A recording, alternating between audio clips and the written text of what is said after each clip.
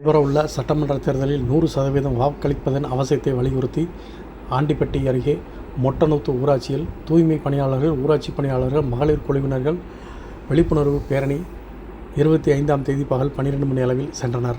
மேலும் துண்டு பிரசுரங்களை பொதுமக்களிடம் வழங்கி அவசியம் வாக்களிக்க வேண்டும், வாக்களிப்பது நமது கடமை என்றும் வலியுறுத்தி பேசினர்.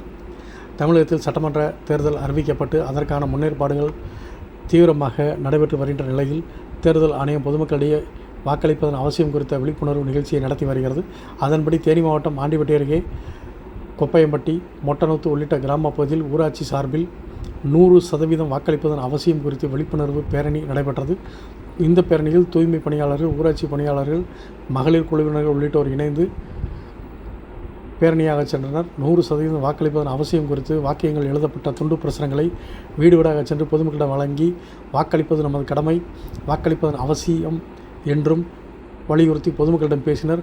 கிராமப்புறங்களில் ஒவ்வொரு வீதிகள் வழியாக வீடு வீடாக சென்று இந்த பேரணி மூலம் வாக்களிப்பதன் அவசியம் குறித்து விழிப்புணர்வு ஏற்படுத்தப்பட்டது.